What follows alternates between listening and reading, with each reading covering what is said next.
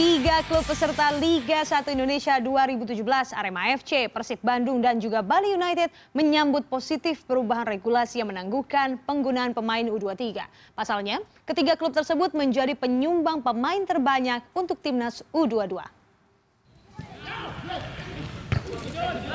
Pelatih Arema FC Aji Santoso menanggapi santai penangguhan regulasi pemain U23 oleh PT Liga Indonesia Baru. Dirinya mendukung keputusan tersebut dan menilai PSSI telah memiliki pertimbangan yang cukup matang. Dengan penangguhan regulasi tersebut, Arema FC merasa diuntungkan lantaran bisa menurunkan pemain senior sejak awal. Yang intinya saya mengikuti aturan yang dibikin dari PSSI untuk regulasi 23 ini ditiadakan sampai putaran pertama. Saya dengar nggak ada masalah, saya ngikut aja. Nggak ada masalah. Ada kecemburuan sosial beberapa klub menanggapi hal itu? Ya itu kan urusan mereka, saya nggak ikut urusannya mereka, ngapain. Ya, yang penting pokoknya saya pribadi tidak ada masalah kalau itu memang udah diputuskan oleh PSSI, yang jelas saya pribadi mendukung. Arema FC akan menghadapi PSTNI dalam laga lanjutan pekan ke-12 Liga 1 yang diadakan di Stadion Pakansari Bogor Senin mendatang. Hal senada juga dilontarkan Persib Bandung. Persib yang menggelar latihan perdana usai lebaran pada Jumat petang di Stadion Siliwangi Bandung menyambut positif perubahan regulasi Liga 1 yang menangguhkan penggunaan pemain U23. Menurut asisten pelatih Persib Heri Setiawan, dengan penangguhan regulasi itu Persib kini memiliki banyak opsi untuk memainkan pemain senior. Persib kini memiliki banyak opsi untuk menurunkan pemain senior guna mendongkrak posisi mereka yang kini terpuruk di peringkat 12 klasemen sementara. Banyak opsi jadinya yang maksudnya kita untuk berbuat sesuatu ya untuk skema timnya ya, maksudnya kita tidak mengecilkan bahwa U23 harus tidak bermain, enggak, itu masih tetap terbuka buat mereka ya, cuma berharap mereka pun harus berani bersaing, berani menunjukkan bahwa saya pun pantas ada di Persib. Terus itu sebetulnya lebih menguntungkan atau? Enggak lah, semua tim merasa ya sedikit diuntungkan. Sebagai klub penyumbang pemain timnas U23 terbanyak, Bali United pun mengaku diuntungkan dengan perubahan regulasi Liga 1 yang menangguhkan pemain U23. Pasalnya, 4 pemain muda Serdadu Tridatu yang merupakan pemain inti kini harus membela tim nasional. Mereka adalah Yabis Roni, Miftahul Hamdi, Ricky Rajrin, dan penjaga gawang Muhammad Diki. Ada diuntungkan juga, ada kerugian juga ada ya, karena kan di 23 itu kan ada beberapa pemain inti kita ya kan. Tetapi kita juga ada keuntungan bisa memaksimalkan pemain-pemain yang notabene senior ya, yang selama ini disimpan karena regulasi kan gitu. Artinya bagi United sendiri ini lebih banyak keuntungan atau kerugian? Saya kira ya imbang lah. Penangguhan pemain U23 ini dilakukan lantaran timnas Indonesia akan berlaga di kualifikasi Piala Asia U23 dan SEA Games 2017. Selain itu, penangguhan juga dimaksudkan untuk menjaga kualitas tim, terlebih kuantitas pemanggilan pemain timnas dari masing-masing klub tidak merata. Galia Priyansyah, CNN Indonesia. Namun ternyata tidak semua klub ini setuju dengan perubahan regulasi Liga 1 yang menangguhkan penggunaan pemain U23. Pelatih PSM Makassar dan juga manajemen Madura United menilai perubahan regulasi ini tidaklah profesional. Saat memimpin latihan perdana di Stadion Andi Matalata Makassar, Sulawesi Selatan Kamis sore, pelatih PSM Makassar Robert Rene Albert menanggapi keputusan PSSI yang akan menangguhkan regulasi pemakaian pemain U23 hingga tanggal 30 Agustus mendatang. Juru taktik asal Belanda ini mengatakan SEA Games 2017 bukanlah kompetisi resmi yang masuk dalam agenda FIFA. Maka, klub yang berlaga di Liga 1 Indonesia berhak untuk menolak pemanggilan yang dilakukan oleh PSSI. What you tell me is, it sounds very funny. I have not seen the letters yet. I know the letters have been sent, but just before the training, so I cannot make any official statement because you tell me now, and I think it's funny.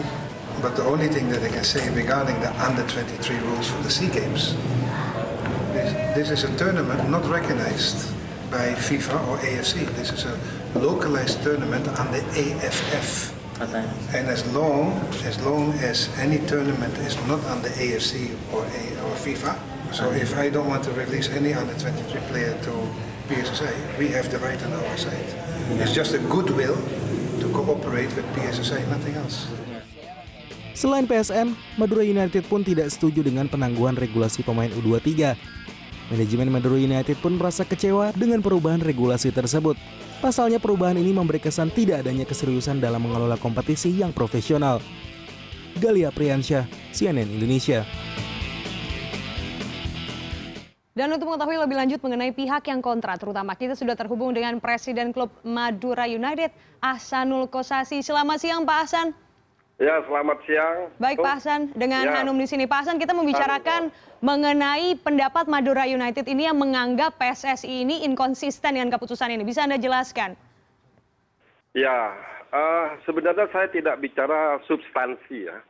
Artinya yang saya protes itu adalah mudahnya merubah satu keputusan yang sudah diambil bersama klub-klub yang ada. Karena ini adalah kompetisi jangka panjang.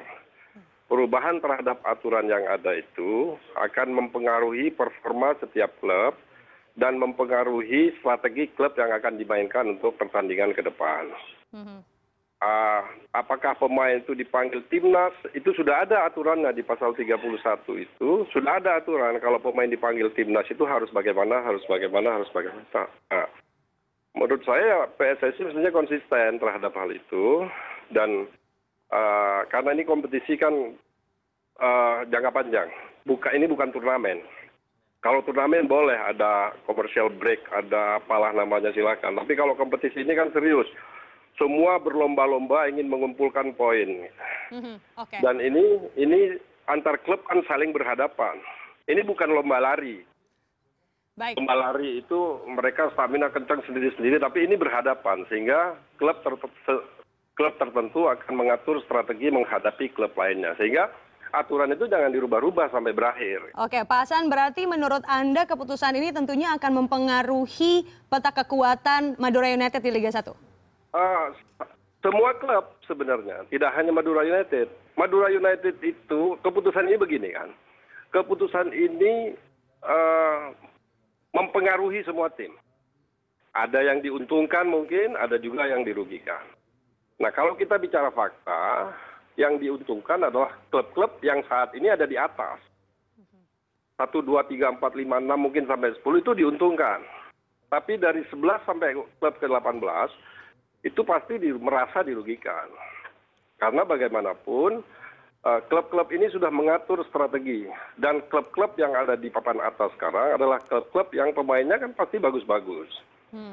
Nah, inilah yang menurut saya nggak fair bagi tim-tim yang ada di bawah saat ini. Karena mereka, atau mungkin begini, yang diuntungkan juga adalah klub-klub yang mestinya di atas tapi sekarang masih di bawah. Kan gitu ya. Jadi ini nggak boleh sampai ada seperti ini menurut saya nggak boleh. Oke, Pak Ahsan, ini apabila kita flashback ke beberapa waktu lalu bahwa keputusan 3 pemain yang harus ada dari menit pertama ketika kick off di Liga 1 ini kan sudah juga merupakan satu hal yang menjadi kontroversi begitu. Karena diambil secara sepihak. Lalu sekarang dengan adanya perubahan regulasi secara tiba-tiba ini, apakah Madura United memiliki langkah untuk mengatasi situasi ini? Pasti ya. Saya sudah bicara sama pelatih bahwa ini strategi harus kembali dirubah. Kayak saya misalnya menghadapi Pusam tanggal 4, saya tidak bisa melihat permainan Pusam terakhir kemarin. Karena permainan Pusam kemarin itu kan dengan U23. Baik, masih nanti dengan yang lama begitu ya peraturannya? Nanti sudah berbeda lagi. Hal-hal begini kan nggak boleh. Nggak boleh terjadi. Gitu. Oke. Pak Ahsanul, mungkin yang terakhir ini karena masih lama, apalagi masih akan memasuki pekan ke-12 minggu depan begitu ya. Harapan Pak Ahsanul untuk kompetisi Liga 1 ini agar lebih fair begitu? Ya, fokus saja terhadap aturan yang ada. Kalau misalnya ada banyak 1 atau 2 tim yang pemain dipanggil timnas, kemudian merasa dirugikan dan merasa nggak fair karena dipanggil timnas untuk membela negara, saya setuju. Sebaiknya ya diistirahatkan saja dulu. Kompetisi ini istirahatkan dulu, nggak apa-apa. Daripada merubah aturan. Jadi jangan mengatur peraturan. Kita harus patuhi peraturan. Jangan peraturan ini yang diatur gitu. Baik. Ini nggak bagus. Baik, jadi lebih memilih untuk mengistirahatkan kompetisinya terlebih dahulu daripada seperti ini begitu ya? Kalau demi negara, apapun kan bisa kita lakukan. Ya. Apapun kita harus lakukan demi negara. Nggak boleh. Kalaupun misalnya pemain Madura United dipanggil oleh timnas, ya kita juga nggak boleh ngeluh, itu kepentingan negara. Baik. Dan nggak boleh ada yang dikorbankan di sini. Baik Pak Hasanul, terima kasih. Semoga ini menemukan jalan keluar terbaik sesudah SEA Games, apalagi ini kan aturan sementara begitu ya. Terima kasih Pak sudah bergabung bersama kami.